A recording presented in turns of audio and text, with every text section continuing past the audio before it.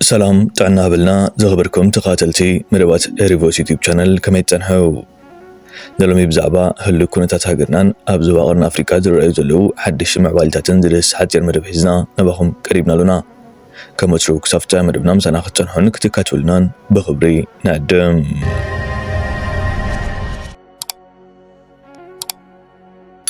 ኣብዚ ሰሙን እዚ ኣብ ማሕበራዊ ሚድያ ልዑል ትኹረት ረኺቡ ዘሎ ጉዳይ ኣብ ክልል ትግራይ ብሓፈሻ ድማ ኣብ ኢትዮጵያ ኣጋጢሙ ዘሎ ጥሜትን ደርቅን እዩ።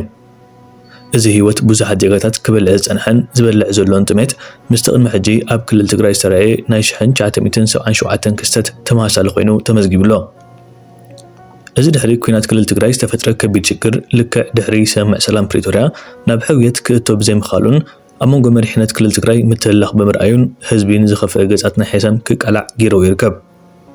እዚ ኣብ ሕጻጽ ዝተባህለ ካብ ሽረ ናይ ሒደት ኪሎሜትር ርሕቀት ዝርከብ ካምፕ ዝተፈጥረ ጥሜት ህይወት ትሕቲ ዕድመ ልዕሊ ዕድመን ሽማግሌታትን ኣብ ሓደጋ ኣውዲቑ ዝርከብ። እቶም ኣብ ክልል ትግራይ ዝርከቡ ቲክቶከራት ኣብ ዝተፈላለዩ ቦታታት ከይዶም ብዘካይድዎ ምንቅስቓሳት ነዚ ሕማቕ ትርኢት ናብ መላእ ዓለም ከካፍልዎ ክኢሎም ይርከቡ። ኣብቲ ዝተዘርግሐ ቪድዮታት ኣቦታት ወዲቖም ኣዴታት ተዓፂፈን ቆልዑ ኣዕፅምቲ ተሪፎም ይትረፍ ዝተመጣጠነ ምግቢ ወላውን እቲ ንቡር ፈውሲ ሞት ዝኾን ምግቢ ክረኽቡ ኣይረኣዩን እዮም። ኣዴታት ኣቦታት ኣፋውፂኦም ጠሜና ክብሉ ክትርኢ እሞ ድማ ኣብዚ ዘመን ከብድኻ ዝብለ እዩ። ኣብ መላእ ከባቢታት ናይዚ ዓለምና ኣብዚ ሰዓት ብጥሜት ዝመውት ህዝቢ ምናልባት ኣብ ከባቢ ኩናት ዘለወሉ ከባቢ ዝተዓግተ ንማይን ምግብን ዝኸውን መእተዊ ዝሰኣነ ጥራዩ ክኸውን ዝኽእል ብኩናት ይኹን ብኻልእ ፖለቲካውን ማሕበራውን ፀገማት ዝተፈናቐለ እሞ ኣብ ካምፕታት ዝርከብ ህዝቢ ግን ብኸምዚ መልክዕ ህይወቱ እንዳራያ ክስን ዘሕዝን እዩ። ድሕሪ 2020 ዓመተ ምህረት ተወሊዑ ኣብ 2022 ዓመተ ምህረት ብስምምዕ ሰላም ፕሪቶርያ ዝተዛዘመ ኩናት ክልል ትግራይ ካብ ከቢድ ናብ ዝኸበደ መድረኻት ክትሰግር ገይርዎ ይርከብ። ይኹን ዳ እምበር እቲ ኣብ መሪሕነት ዘሎ ሓይሊ በዚ ይኹን በቲ ንህዝቢ ዝኾን እኽሊ ማይ ምቕራብ ሓላፍነቱ ምዃኑ ክዝንጋዕ የብሎን። እቲ ህዝቢ ካልእ ወላ ተሳኣነ እቲ ተፈጥሮ ዝዓደሎ መሰረታዊ ነገራት ግን ክሕረሙ ይግባን። ብዙሓት በዚ ጉዳይ ንህወሓትን ኣብ ስልጣን ዘሎ ግዝያዊ ምሕዳር ክልል ትግራይን ዝወቕሱ ዘለዉ እኳ ተኾኑ እቲ ነዞም ሰባት ኣብ ግዜ ሽግር ዝርከበሎም ዘሎ ግን ኣብ ፖለቲካ ዝየለ ትግራዋይ ኤርትራዊ ከምኡውን ኢትዮጵያዊ እዩ። ሰባት በብውልቆም ናይ ሕሳብ ኣካውንት ብምኽፋት ገንዘብ ብምእካብ እኽሊ ማይ፣ ዕሹግ ምግብታት፣ ሕክምናዊ ሓገዛት፣ ክዳውንትን ካልእ ዘድሊ መሳርሒታትን ብምእካብ ናብቲ ቦታ ብብዝሒ ይውሕዙ ምህላዎም እዩ ክረኺ ኣሎ። ፖለቲከኛታት ሓደ ስራሕ ይደለዎም ንሱ ድማ ክፈትሕዎ ዘይክእሉ ሽግራት ምፍጣር እዩ ኣብ ልዕሊ ሓደ ሕብረተሰብ ዝበሃል ሓደ ጽሑፍ ወይ ሓደ ብሂል ኣሎ። ሰሙን እዚ መቸም ሪኢኹም ኣለኹም ኣብ ዝተፈላለዩ ማሕበራዊ መራኸቢታት ካብ ውሽጢ ትግራይ ከምኡ ድማ ኣምሓራ ክልል ዝርከቡ ዘለዉ ህዝቢ ብጥሜት ተሳቂዮም ናብ ሞት ደረጃ በፂሖም ከም ዘለዉ ኣብ 21 ክፍለ ዘመን ኣብዚ ዓለም ከም ሎሚ ገንዘብ ተራእዩ ይፈልጥን ከም ሎሚ ሃፍታማት ሚልዮነራት ቢልዮነራት ፈሬማ ይፈልጥን እዮም ከም ሎሚ ወዲሰብ ዝፈጠሮ ሓደጋ ክሳቕን ክጭነቕን ክሽግርን ተራእዩ ይፈልጥን እዩ። ሓደ ህዝቢ ዝተዕዘቦ ዘለዎም ቪድዮ ኣብ ትግራይ ኣብ ሕንፃፅ ኣጋጢሙ ዘሎ ሽግር እዩ።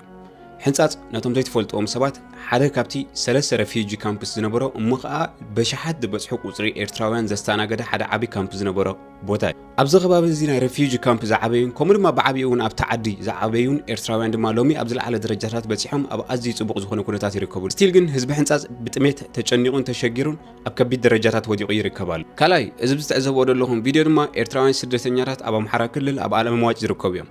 እዞም ኣቦ ካብ መሬት እኽሊ እናኣረዩ ንኽበልዑ ወይ ኢሎም እኽሊ ዝኣርዩሉ ዘለዉ እዩ። ኣብ ኣለምዋጭ ዝርከቡ ዘለዉ ኤርትራውያን ስደተኛታት ድማ ካብ ግዜ ናብ ግዜ ናብ ዝኸፍአ ኩነታት ዝኸድሉ ዘለዉ ግዜ እዩ። ብሰንኪ ኣጋጢሙ ዘለዉ ኩናት ኣብ መንጎ ክልል ኣምሓራን መንግስቲ ናይ ኢትዮጵያን ድማ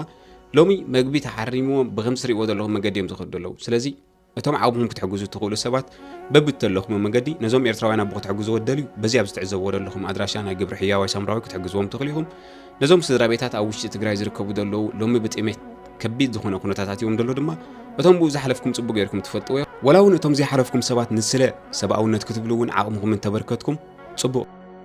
ኣብ ተመሳሳሊ ጉዳይ እውን ብዙሓት ኣብ ማዕስከራት ኢትዮጵያ ብፍላይ ድማ ኣብ ኣለምዋጭ ዝተባህለ ከባቢታት ዘለዉ ኤርትራውያን ተመሳሳሊ ሽግር ይሕልፉ ምህላዎም ካብቲ ከባቢ ዝወፀ ሓበሬታ ይረድእ። እቲ ብግብሪ ሕያዋይ ሳምራዊ ዝተባህለ ውልቀ ሰብ ዝተፈነወ ቪድዮ ነቲ ከቢድ ሽግር ዘቃልዐ ኮይኑ ህዝብታት ኣብ ነፍሲ ወከፍ ማዕስከር ብከቢድ ጥሜት ተሃሪሞም ምህላዎም ይዝረድእ። ነዚ ድማ ማዕርማዕርቲ ኣብ ሕጻጽ ዝካየድ ዘሎ እፍሪ ምትሕጋዝ ኤርትራውያን ትኹረት ክህብዎ ተተኻኢሉ ድማ ተጋሩን ዝተረፉ ኢትዮጵያውያንን ኢሎም ክሕውሱ እዩ ጻውዒት ቀሪቡ ዘሎ። ብፍሉይ ግን ኣብ ኢትዮጵያ ዝርከቡ ኤርትራውያን ሰብ ሃብቲ ስነ ጥበባውያንን ቅዱሳትን ነዞም ዜጋታት ንውሕስነቶም ኣብ ሓደጋ ብዘይእቱ መልክዕ ክረድዎም እዩ ልዑል ተፅቢት ዘሎ። ኣብ ደገ ዝርከብ ህዝቢ ኤርትራ ድማ ሓደ ፍሉጥ መስመር ናይ ምትሕጋዝ ከፊቱ ገንዘብ ብምእካብ ኢዱ ክዝርግሕ ግዜ ዝጠልቦ ዘሎ እዩ። بعفش هذا السعزي أب إثيوبيا سبسرحو تميت بمهلأو إتنكون وأن نفوسي سبسرحو مجبن ماين مغربيو إتابتا هجر زلو منجسي كون إلو نزي كداي تمام إذن كبو بممراتو زيغاتات ببولكم كتعرفو تقديدهم يركبو حجز دما عليت بهر هايمانوت زفل بزي مخانو تغارو إرتاوان إثيوبياوان كمون فتوتي زما حزاب نظام مكراو ديو زلو حزبتات كردويو مغرا حساب زغرب نتوم درو ገንዘብ በመስጣት በጊዜ በጉልበት በሐሳብ በጸሎት ኣብዚ ጉዳይ ሳተፉ ዘለው ድማ ልዑል አኽብሮትን ምስጋናን ይግባኦም ኣብ ማዕስከር ስደተኛታት ዓለም ዋጭ ዘሎ ጥሜት ካብቲ ኣብ ሕፃት ዘሎ ይኸፍእ ዝገርመክ ግና ዝኾነ ሰብ ኣብኡ ከይዱ ስለ ዘይቀድሖ ጥራይ ኣብ ዝቀረባ እዋን ከ8 ቆልዑት ኮ የመይቶም ብሰንኪ ጥሜት ሸሞንተ ቆልዑት ህፃውንቲ የመይቶም አዴታት እኮ ምግብ ስኖ ዝበልዖ ሲኢናን እኮ እግረን እኮ ተቆሪፀን ኮይን አቦታት እኮ ዒንቶም ኮይም ዝዓውሩ ዘሎ ብፍላይ ድማ ናይ ዲያቤቲክ ሕማም ዘለዎም ይዓውሩም ኮይም ተደለኹም ትክሰደልኩም እየ ሕንፃፅ ጉዳይ ጽቡቕ ኣተክሮ ረኺባላ እሱና እንደሊ ቴንክ ዩ ሶ ማች ግን ከዓ ዓለምዋጭ ዝርከብ ኤርትራዊ ኻነ ልክዕ ኣፍንጫ ተተሃርመት ዓይን ተነቢዑ እሞ ባብዚ ሶሻል ሚድያ ብዙሕ ብዛዕባኡ ክዝረብ ኣይራኹን ሓሊፍነት ኮይኑ ኣቀዲመ ቅሬታ ይሓትት ከምታ ናይ ቅድሚ ሕጂ ዓለምዋጭ ዝርከብ ኤርትራዊ ኻ ልክዕ ከምቲ ኣብ ትግራይ ሕፃፅ ዘሎ ሓዉ ኣብ ሽግር ኣብ ጥሜት ስለ ዘሎ ብዛዕባኡ ግን ኣብ ሶሻል ሚድያ ክዝረብ ርኢ የለኹን ሕፃፅ ጥራሕ ኮይና ዘላታ ነገር ስለዚ ንዕኡ ኸ ሕልፍ በልዎ ኢኹም ኣካፍልዎ ኢኹም ንምባል ኢለ ቴንክ ዩ ሶ ማች ኣነ ከይሰማዕኽዎ ሓሊፍን እንተዳ ኮይኑ ግን ኣቀዲመ የቅሬታ ይሓትት አይ ላቭ ዩ ጋይስ ሃቭ አ ጉድ ዋን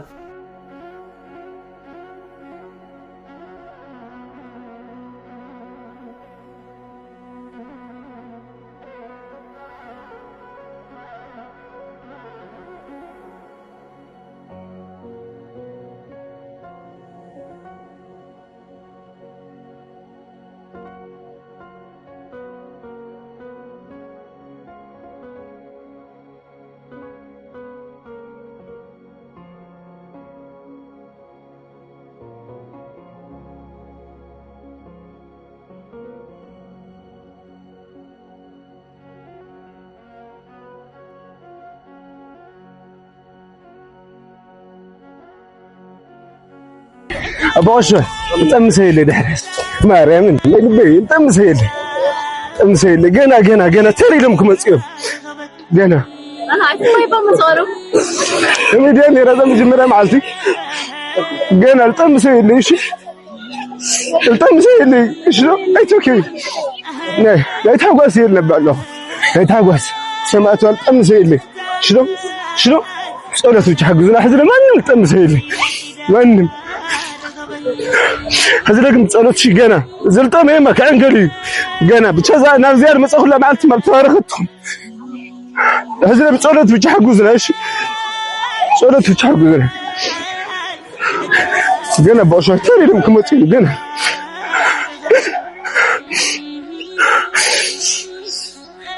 ولا ما تسيلي سر